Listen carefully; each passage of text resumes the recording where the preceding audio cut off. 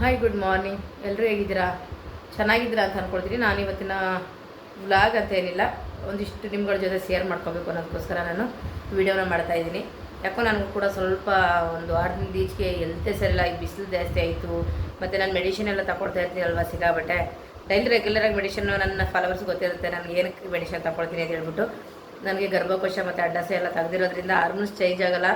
ಮತ್ತು ಅದರಿಂದ ಏನಾಗುತ್ತೆ ಅಂದರೆ ಡೈಲಿ ನಾನು ಮೆಡಿಷನ್ ತಗೊಳ್ಳೇಬೇಕು, ಮಿಸ್ಸೇ ಮಾಡೋಂಗಿಲ್ಲ. ಡಾಕ್ಟ್ರ್ ಹೇಳಿರೋ ಪ್ರಕಾರ ಒಂದು ಟೈಮ್ ಊಟ ಬಿಟ್ಟರು ಪರವಾಗಿಲ್ಲ, ನೀವು ಮೆಡಿಷನ್ ಬಿಡೋಂಗಿಲ್ಲ ಅಂತ. ಯಾಕೆ ಅದರಿಂದ ತುಂಬಾ ಪ್ರಾಬ್ಲಮ್ಗಳಾಗುತ್ತೆ. ಸ್ವಲ್ಪ ಬಿ ಪಿ ಏರುಪೇರಾಗೋದು, ಇನ್ನೊಂದು ಪ್ರತಿಯೊಂದು ಕೂಡ ಸ್ವಲ್ಪ ಏರಿಳಿತಗಳು ಆಗಿಬಿಡುತ್ತೆ ನಾನು ಮೆಡಿಷನ್ ತಗೊಳ್ಳಿಲ್ಲ ಅಂದರೆ. ಮೆಡಿಷನ್ ಎಲ್ಲ ತಗೊಳ್ತಾ ಇದ್ದೀನಿ. ಮತ್ತು ಸಿಕ್ಕಾಬಟ್ಟೆ ಹೀಟು ಯಪ್ಪ. ನಾನು ನಿಜವಾಗ್ಲೂ ಎಲ್ಲರಿಗೂ ಹೇಳ್ತೀನಿ, ಮಜ್ಜಿಗೆ ಕುಡೀರಿ, ಎಳ್ನೀರು ಕುಡೀರಿ, ಚಿಯಾ ಸೀಡ್ಸ್ ಕುಡೀರಿ, ಹೀಟ್ ಕಡಿಮೆ ಆಗುತ್ತೆ ಅಂತ ಹೇಳ್ಬಿಟ್ಟು. ಎಷ್ಟು ಚಿಯಾ ಸೀಡ್ಸ್ ಆಗ್ಬೋದು ಮತ್ತು ಮಜ್ಜಿಗೆ ಎಳ್ನೀರು ಅದು ಕುಡಿದೇ ಅರ್ಧ ತಲೆನೇ ಭಾರ ಆದಂಗೆ ಆಗ್ಬಿಟ್ಟಿದೆ. ಆದರೆ ಹೀಟ್ ಅಂತೂ ಕಡಿಮೆ ಆಗ್ತಿಲ್ಲ. ಯಾಕೆಂದರೆ ಗೊತ್ತಲ್ಲ, ಈಗ ಯೂರಿನ್ ಪಾಸ್ ಮಾಡಿದ್ರೆ ಸಿಕ್ಕಾಬಟ್ಟೆ ಉರಿ ಬರೋದು, ಹಳದಿ ಕಲರ್ ಹೋಗೋದು, ಈ ಬಿಸಿಲು ಅದು. ನಾನು ಹೊರಗಡೆನೂ ಕೂಡ ಎಲ್ಲೂ ಸುತ್ತಾಡೋಕೆ ಹೋಗೋದಿಲ್ಲ, ಮನೇಲೇ ಇದ್ಬಿಡ್ತೀನಿ. ಮನೇಲಿದ್ದರೂ ಕೂಡ ಇಷ್ಟೊಂದು ಬಿಸಿಲಿಗೆ ಈ ಥರ ಆಗ್ತೀನಿ ಅಂತ ನಾನು ಅಂದ್ಕೊಂಡೇ ಇರಲಿಲ್ಲ. ಸಿಕ್ಕಾಬಟ್ಟೆ ಮಾಮೂಲಿ ಕೈ ಕಾಲೆಲ್ಲ ಸಿಕ್ಕಾಬಟ್ಟೆ ಉರಿ. ಡಾಕ್ಟ್ರ್ ಹತ್ರ ಹೋಗ್ಬಿಟ್ಟು ಶುಗರ್ ಕೂಡ ಟೆಸ್ಟ್ ಮಾಡಿಸ್ಕೊಂಬಂದೆ. ಡಾಕ್ಟ್ರು ಬೈತಾ ಇರ್ತಾರೆ, ಏನಿಲ್ಲ ಏನಕ್ಕೆ ಅಂತೇಳಿ. ಅಂದರೆ ನಮಗೆ ಗೊತ್ತಿರುತ್ತಲ್ವ ಈ ರೀತಿ ಕೈ ಕಾಲೆಲ್ಲ ಉರಿ ಬತ್ತು ಅಂತಂದರೆ ಯಾವ ಥರ ಇರೋಕ್ಕಾಗುತ್ತೆ. ಅಷ್ಟು ಒಂಥರ ಏನು ಬೇಡಪ್ಪ, ಒಂಥರ ಸಿಕ್ಕಾಬಿಟ್ಟೆ ಟೆನ್ಷನ್ ಕೂಡ ಆಗ್ಬಿಡುತ್ತೆ. ನನಗೇನು ಬೇಡ ಅಂದ್ಬಿಟ್ಟು ಬರೀ ನೆಲದ ಮೇಲೇ ಮಲಗಿಬಿಡ್ಬೇಕು ಅದರ ಆ ಟೈಮಲ್ಲಿ ನಿದ್ದೆ ಕೂಡ ಬರೋದಿಲ್ಲ. 16 ಟೆನ್ಷನ್, 16 ಚಿಂತೆ ಮಾಡ್ಕೊಂಡು ಅದು ಇದು ಏನಪ್ಪ ಹಿಂಗೆ ಆಗೋಯ್ತಲ್ಲ ಅಂದ್ಬಿಟ್ಟು ಅದಕ್ಕೆ ಅರ್ಧ ಚಿಂತನೆ ಮಾಡಿಕೊಂಡು ಇದ್ಬಿಡ್ತೀನಿ. ಯಾರಿಗಾದ್ರೂ ಗೊತ್ತಿದ್ರೆ ಈ ಬೇಸಿಗೆ ಕಾಲಕ್ಕಿನ್ನ ಸ್ವಲ್ಪ ದೇಹಕ್ಕೆ ತಂಪಾಗೋ ರೀತಿ ಏನಾದರೂ ಇದ್ದರೆ ನನಗೆ ತಿಳಿಸಿ. ಮತ್ತು ಬಾರ್ಲಕ್ಕಿ ಗಂಜಿ ಅದನ್ನು ಕುಡಿಯೋಣ ಅಂದ್ಕೊಂಡಿದ್ದೀನಿ. ಅದು ತಂದುಬಿಟ್ಟು ಸ್ವಲ್ಪ ತೊಳೆದು ಒಣಗಿಸ್ಕೊಂಡು ನೆರಳಲ್ಲಿ ಪೌಡ್ರ್ ಮಾಡಿ ಇಟ್ಕೊಂಡು ಸ್ವಲ್ಪ ಗಂಜಿ ಥರ ಮಾಡ್ಕೊಂಡು ಕುಡಿದ್ರೂ ಕೂಡ ಚೆನ್ನಾಗಿರುತ್ತೆ. ಇಲ್ಲ ಅದು ನೀರು ಕುಡಿದ್ರೂ ಚೆನ್ನಾಗಿರುತ್ತೆ ಅಂತಾರೆ. ನಾನೇನು ಮಾಡ್ತೀನಿ, ಅದು ತಂದುಬಿಟ್ಟು ತೊಳೆದುಬಿಟ್ಟು ಸ್ವಲ್ಪ ಬಾರ್ಲಕ್ಕಿನ ಚೆನ್ನಾಗಿ ಬೇಯಿಸಿ ನೀರು ಕುಡಿಯೋದ್ರಿಂದ ಗಂಜಿ ಥರ ಮಾಡ್ಕೊಂಡು ಕುಡಿಯೋಣ ಅಂದ್ಕೊಂಡಿದ್ದೀನಿ. ತರಬೇಕು, ಖಾಲಿಯಾಗಿದೆ ಮನೇಲಿ, ಏನೂ ಮಾಡೋಂಗಿಲ್ಲ. ಮತ್ತು ಇವತ್ತು ಸ್ವಲ್ಪ ಹೊರಗಡೆ ಕೂಡ ಹೋಗಬೇಕು. ಶೈಲು ಬರ್ತಡೇ ಇರೋದ್ರಿಂದ ಹೊರಗಡೆ ಕೂಡ ಹೋಗೋಣ ಅಂತ ಅಂದ್ಕೊಂಡಿದ್ದೀನಿ. ಮತ್ತು ನಾನು ಇನ್ನೊಂದು ಅಂದ್ಕೊಂಡೆ, ತುಂಬ ಒಂದಿಷ್ಟು ಜನ ನನಗೆ ಅದೇ ಹೇಳ್ತಾಯಿದ್ರು, ಏನೋ ಅದು ಮಾಡ್ತಾರೆ ಇದು ಮಾಡ್ತಾರೆ, ಬೇರೆಯವ್ರ ದೃಷ್ಟಿ ಬಿದ್ದಿರುತ್ತೆ, ಕೆಟ್ಕೊಂಡು ಬೀಳುತ್ತೆ, ಅದಕ್ಕೆಲ್ಲ ಏನು ಮಾಡಬೇಕು. ಮತ್ತು ತುಂಬ ಜನ ಏನು ಮಾಡ್ತಾರೆ, ಏನೋ ಹೊರಗಡೆ ಹೋಗಿ ದೇವಸ್ಥಾನದ ಹತ್ರ ಅದು ಮಾಡ್ತೀವಿ ಇದು ಮಾಡ್ತೀವಿ ಅಂದ್ಕೊಂಡು ದುಡ್ಡೆಲ್ಲ ಕಿತ್ಕೊಡ್ತಾರೆ. ಅದರಿಂದ ಏನು ಕೂಡ ನಮಗೆ ಪರಿಹಾರ ಅನ್ನೋದು ಆಗೋದೇ ಇಲ್ಲ. ಅದಕ್ಕೆ ಏನು ಮಾಡಬೇಕು ಅಂತ ಕೂಡ ಒಂದು 2-3 ಜನ ಕಾಮೆಂಟ್ ಕೂಡ ಮಾಡಿದರು. ನನಗೆ ಗೊತ್ತಿರೋ ಪ್ರಕಾರ, ದೊಡ್ಡವ್ರು ಹೇಳಿರೋ ಪ್ರಕಾರ ನನಗೊಂದೇ ಒಂದು ಗೊತ್ತು, ಅದು ಬಿಟ್ಟು ನನಗೆ ಬೇರೆ ಏನೂ ಗೊತ್ತಿಲ್ಲ.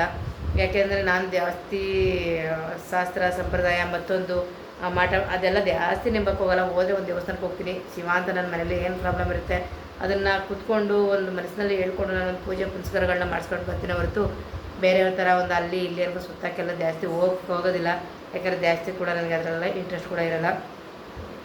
ಏನೇ ನಿಮ್ಮ ಮನೆಗಳಲ್ಲಿ ಪ್ರಾಬ್ಲಮ್ ಆಗಿದೆ, ತೊಂದರೆಗಳಾಗಿದೆ ಅಂದರೆ ಒಂದು ಸೋಮವಾರ ಅಥವಾ ಶುಕ್ರವಾರ ಅಮಾವಾಸ್ಯೆ ಹುಣ್ಮೆಗಳಲ್ಲಿ ಒಂದೇ ಒಂದು ಕೆಲಸ ಮಾಡಿ. ನಿಮ್ಮ ಮನೆಗಳಲ್ಲಿ ನಿಜವಾಗ್ಲೂ ಎಲ್ಲ ಕೂಡ ಏನೇ ಇದ್ರೂ ಕಳೆದು ಒಂದು ಒಳ್ಳೆಯದಾಗುತ್ತೆ. ಆದರೆ ಏನಾದ್ರು ನಿಮ್ಮ ಮೇಲೆ ಕೆಟ್ಟ ಪ್ರಯೋಗಗಳಾಗ್ಬೋದು, ಕಣ್ಣು ದೃಷ್ಟಿಗಳಾಗ್ಬೋದು, ನಿಮ್ಮ ಮನೆಗಳ ಮೇಲೆ ಏನೋ ಒಂದು ಕೆಟ್ಟದ್ದು ಮಾಡಿದ್ದಾರೆ ಅಂತ ನಿಮ್ಮ ಮನಸ್ಸಿನಲ್ಲಿ ಒಂದು ಅನುಮಾನ ಇದೆ. ಮತ್ತು ತುಳಸಿ ಗಿಡ ಎಲ್ಲ ಒಣಗ್ತಿದೆ ಮನೆ ಬಾಗಿಲಲ್ಲಿ ಇಟ್ಟಿರೋದು ಅಂತಂದರೆ ಅದೆಲ್ಲ ಮಾಡಿಸ್ತಾರೆ ಅಂತ ಹೇಳ್ತಲ್ಲ. ಆ ಥರ ಆಗಿದ್ರು ಕೂಡ ವಾಮಾಚಾರ ಮಾಟ್ಲಗಳಾಗಿದ್ರು ಕೂಡ ಮನೆ ಬಾಗಿಲಲ್ಲಿ ತುಳಸಿ ಗಿಡ ಒಣಗೋದಾಗ್ಬೋದು, ಮನೆಗಳಲ್ಲಿ ಒಬ್ರಿಗೊಬ್ರು ಕಚ್ಚಾಟ, ಭಿನ್ನಾಭಿಪ್ರಾಯ, ಮನೆಗಳಲ್ಲಿ ಆರೋಗ್ಯದ ತೊಂದರೆಗಳು, ಇದರೆಲ್ಲ ಪ್ರಾಬ್ಲಮ್ ಆಗ್ತಾಯಿದೆ ಅಂತಂದರೆ ಜಾಸ್ತಿ ತಲೆ ಕೆಡಿಸ್ಕೊಂಡು ಯೋಚನೆ ಮಾಡೋದ್ರಿಂದ ಏನು ಪ್ರಯೋಜನ ಇಲ್ಲ. ಸಮಸ್ಯೆಗಳು ಇನ್ನೂ ಜಾಸ್ತಿ ಆಗ್ತಾ ಹೋಗ್ತಾ ಇರುತ್ತೆ ಹೊರತು ಅದನ್ನು ನಾವು ಇನ್ನೆಲ್ಲೂ ಹೋಗಿ ಕೂಡ ಬಗೆಹರಿಸ್ಕೊಳ್ಳೋಕ್ಕಾಗೋದಿಲ್ಲ. ಅದು ನಿಮಗೆ ಗೊತ್ತಿರೋ ಪ್ರಕಾರ ಅದು ಇದು ಒಬ್ಬರು ತಡೆ ಹೊಡಿಸ್ತೀವಿ ಅದು ಅಂದರೆ ಅದು ಹೋಗಿ ಮಾಡ್ಕೋಬೋದು. ಇಲ್ಲಪ್ಪ ನಾವೇ ನಮ್ಮ ಮನೆಗಳಲ್ಲಿ ನಾವು ತಾತ್ಕಾಲಿಕ ಪರಿಹಾರ ಮಾಡ್ಕೊಳ್ತೀವಿ ಅಂತಂದರೆ ನಿಮ್ಮ ಊರಲ್ಲೇ, ನೀವು ಸ್ವಂತ ಊರುಗಳಲ್ಲೇ ಇದ್ದೀರಾ ಅಂತಂದರೆ ಗ್ರಾಮ ದೇವತೆ ಅನ್ನೋ ದೇವಸ್ಥಾನ, ಹೆಣ್ದೇವ್ರ ದೇವಸ್ಥಾನ ಇದ್ದೇ ಇರುತ್ತೆ. ಅದಿಲ್ಲಪ್ಪ ನಾವು ಹೊರಗಡೆ ಇದ್ದೀವಿ ಅಂತಂದರೆ ನಿಮ್ಮ ಮನೆ ದೇವ್ರ ದೇವಸ್ಥಾನಕ್ಕೆ ಹೋಗ್ತೀವಿ ಅಂದರೂ ಕೂಡ ಹೋಗ್ಬೋದು.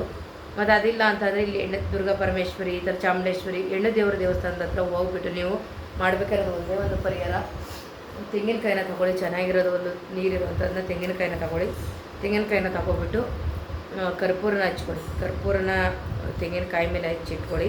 ಹಚ್ಚಿಟ್ಕೊಂಡ್ರೂ ಆಗುತ್ತೆ, ಇಲ್ಲ ಅಂದರೆ ಇಲ್ವಾ. ನೀವು ಇದನ್ನು ಮನೆ ಬಾಗಿಲಲ್ಲಿ ಮನೆಗೆ 9 ಸರಿ ಇಳಿನ ತಗೊಳ್ಳಿ. ತೆಂಗಿನಕಾಯಿನ 9 ಸರಿ ಇಳಿನ ತಗೊಂಡು ಹೋಗ್ಬಿಟ್ಟು ನೀವು ಮನೆ ದೇವ್ರ ದೇವಸ್ಥಾನ ಅಥವಾ ಎಣದೇವ್ರ ದೇವಸ್ಥಾನ, ನೀವು ಗ್ರಾಮ ದೇವತೆ ಎಲ್ಲಾದರೂ ಪರವಾಗಿಲ್ಲ, ಎಣದೇವ್ರ ದೇವಸ್ಥಾನದ ಹತ್ರ ಹೋಗಿ ಅಲ್ಲಿ ಹೋಗ್ಬಿಟ್ಟು ನಮ್ಮ ಮನೆಯಲ್ಲಿ ಏನೇ ಕೆಟ್ಟ ದೃಷ್ಟಿ ಆಗ್ಬೋದು, ಕೆಟ್ಟದ್ದು ಯಾರೇ ಏನೇ ಮಾಡಿದರೂ ಕೂಡ ಕಳೆದೋಗ್ಲಿ, ನಾನು ಮನೇಲಿರೋರಿಗೆಲ್ಲ ಒಳ್ಳೇದಾಗಲಿ ಅಂತ ಮನೇಲಿ ಯಾರೇ ಇರ್ತಾರೆ ಅವ್ರ ಹೆಸರೆಲ್ಲ ಹೇಳ್ಬಿಟ್ಟು 9 ಸರಿ ಅಲ್ಲೂ ಕೂಡ ದೇವ್ರಿಗೆ ಇಳಿ ತೆಗೆದ್ಬಿಟ್ಟು ನೀವು ಆ ಕಾಯಿನ ಒಡೆದ್ಬಿಟ್ಟು ವಾಪಸ್ ಬನ್ನಿ. ಖಂಡಿತವಾಗ್ಲೂ ಒಳ್ಳೆಯದಾಗುತ್ತೆ. ಪೂಜೆ ಮಾಡಿಸ್ಕೊಂಡು ಬನ್ನಿ.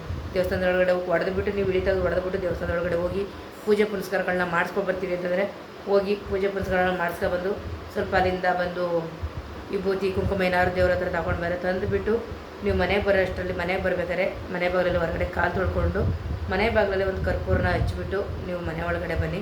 ಖಂಡಿತ ದೇವರು ಇದ್ದೇ ಇರ್ತಾರೆ, ಕಾಪಾಡ್ತಾರೆ.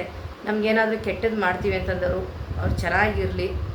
ಯಾಕೆಂದರೆ ಅವರು ಕೆಟ್ಟದ್ದು ಬಯಸಿದಷ್ಟು ನಮಗೆ ಒಳ್ಳೇದು ಆಗೇ ಆಗುತ್ತೆ. ಯಾಕೆಂದರೆ 2 ದಿನ ತಾತ್ಕಾಲಕ್ಕೆ ಸ್ವಲ್ಪ ಕಷ್ಟ ಕೆಟ್ಟದ್ದು ಅನ್ನೋದು ಆಗ್ಬೋದು, 3ನೇ ದಿನಕ್ಕೆ ಖಂಡಿತ ನಮ್ಗೆ ಒಳ್ಳೇದಾಗೇ ಆಗುತ್ತೆ.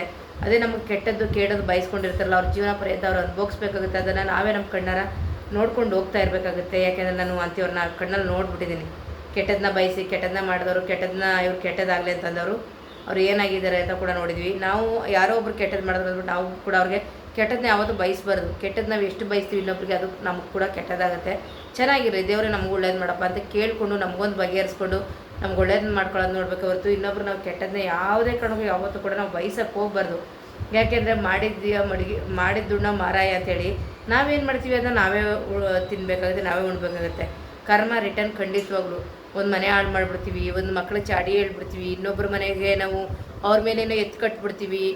ನಿಮ್ಮ ಅಪ್ಪ ಸರಿಯಿಲ್ಲ, ನಿಮ್ಮ ಅಮ್ಮ ಸರಿಯಿಲ್ಲ, ಅವ್ರು ಸರಿಯಿಲ್ಲ, ಇವ್ರು ಸರಿಯಿಲ್ಲ ಅಂತ ಮಕ್ಕಳ ಮೇಲೆ ಎಲ್ಲ ಚಾಡಿ ಹೇಳಿ ಇವತ್ತೇನೋ ಅವ್ರ ಬಾಯಿ ಚಪ್ಪಲ್ಗೋಸ್ಕರ ಇದಕ್ಕೋಸ್ಕರ ಏನೋ 4 ಮಾತು ಹೇಳ್ಬಿಟ್ಟು ಅದನ್ನು ಮನೇನ ಹಾಳು ಮಾಡೋದಾಗ್ಬೋದು. ಪ್ರತಿಯೊಂದು ಕೆಲಸಗಳನ್ನ ನಡೀತಾ ಇರ್ತವೆ ಆ ಥರದ್ದೆಲ್ಲ. ಆದರೆ ಅವರು ಒಂದು ಥರವಾಗಿ ಹೇಳಿ ಆ ತಾತ್ಕಾಲಿಕ ಸ್ವಲ್ಪ ಕಷ್ಟ ಅಂತ ಅನಿಸಿದ್ರು ಕೂಡ ರಿಟರ್ನ್ ಅವರು ಅದರ ತಕ್ಕ ಪ್ರತಿಫಲನ ಖಂಡಿತವಾಗ್ಲೂ ಅನುಭವಿಸ್ತಾರೆ. ಅದು ನನ್ನ ಪ್ರಕಾರ, ಅದು ನಾನು ಅಂದ್ಕೊಂಡಿರೋ ಪ್ರಕಾರ ಖಂಡಿತವಾಗ್ಲೂ ಅನುಭವಿಸ್ತಾರೆ. ಹಾಗಾಗಿ ಚಿಂತೆ ಮಾಡೋದ ಅವಶ್ಯಕತೆ ಇಲ್ಲ. ಇಲ್ಲಿ ಅವರು ಇವರು ಇನ್ನೊಬ್ರು ಯಾರ ಮೇಲೂ ದೂರಬಾರ್ದು. ಇವಾಗ ನಮ್ಮ ಟೈಮ್ ಸ್ವಲ್ಪ ಕೆಟ್ಟದಾಗಿದೆ, ನಮ್ಗೆ ಆಚಾರ ಸರಿ ಇಲ್ಲ ಅಂದರೆ ನಾವು ಇನ್ನೊಬ್ಬರ ದೂರೋದ್ರಿಂದ ಏನೂ ಕೂಡ ಪ್ರಯೋಜನ ಇಲ್ಲ. ಅದಕ್ಕೆ ನಾವು ಬಗೆಹರಿಸ್ಕೊಂಡು ನಾವು ಸ್ಟ್ರಾಂಗ್ ಆಗಿರ್ಬೇಕು. ಇವತ್ತು ಕಷ್ಟ ಬರುತ್ತೆ, ನಾಳೆ ಹೋಗುತ್ತೆ. ನಾವು ಆರಾಮಾಗಿರೋಣ ಅಂತ ಅಂದ್ಬಿಟ್ಟು ನಮ್ಮ ಪಾಡು ನಾವು ಆರಾಮಾಗಿ ಹೋಗ್ಬೇಕು ಹೊರತು ಇನ್ನೊಬ್ಬರನ್ನ ನಾವು ಬೆಳೆ ಮಾಡಿ ತೋರ್ಬಾರ್ದು. ಅಲ್ಲಿ ನಮ್ಮ ಟೈಮೇ ಮೊದಲಾಗಿ ಸರಿ ಇಲ್ಲ, ಇನ್ನೊಬ್ಬರ ಬಗ್ಗೆ ಎಲ್ಲ ಏನು ಕೇಳೋದು ಅಲ್ವಾ. ಹಾಗೆ ಇಷ್ಟು ಪರಿಹಾರನ ಮಾಡ್ಕೊಳ್ಳಿ, ಖಂಡಿತವಾಗ್ಲೂ ಒಳ್ಳೆಯದಾಗುತ್ತೆ. ತುಳಸಿ ಗಿಡ ಒಣಗ್ತಾ ಇದೆ ಅಂದ್ರಲ್ವ, ಆ ತುಳಸಿ ಗಿಡನ ತೆಗೆದುಬಿಟ್ಟು ಮಣ್ಣು ಕೂಡ ಅದು ಹೊರಗಡೆ ಹಾಕ್ಬಿಡಿ. ಹೊಸ್ದಾಗಿ ಮಣ್ಣು ತಂದು ಹಾಕ್ಬಿಟ್ಟು ಒಳ್ಳೆ ತುಳಸಿ ಗಿಡ ತಂದು ಇಡಿ. ಮನೆಗೆ ಯಾವುದೇ ಆ ಥರ ನೆಗೆಟಿವ್ ಎನರ್ಜಿ ಇದ್ದರೆ ಆ ಥರ ಆಗುತ್ತೆ. ಮೊದಲು ನೀವು ಕಾಯಿನ ತಗೊಂಡೋಗಿ ಇಳಿ ತೆಗೆದು ಹೊಡೆದ್ಬಿಟ್ಟು ಬಂದು ನಂತರ ತುಳಸಿ ಗಿಡ ಕೂಡ ರೆಡಿ ಮಾಡ್ಕೊಳ್ಳಿ ಅಂತ ಕೇಳ್ಕೊಳ್ತೀನಿ. ನನಗೊಂದಿಷ್ಟು ಜನ ಕಮೆಂಟ್ ಮಾಡಿದ್ರೆ ಅವ್ರಿಗೆ ಅರ್ಥ ಆಗಿರ್ತಾರೆ ನೀವು ಹೇಳಿರೋದಂತ ಕೂಡ ಅಂದ್ಕೊಳ್ತೀನಿ. Okay bye. ನಾನು ವೀಡಿಯೋ ಇಲ್ಲಿಗೆ ಎಂಡ್ ಮಾಡ್ತಾಯಿದ್ದೀನಿ. ಮತ್ತೆ ಮುಂದಿನ ವೀಡಿಯೋಲಿ ಸಿಗ್ತೀನಿ.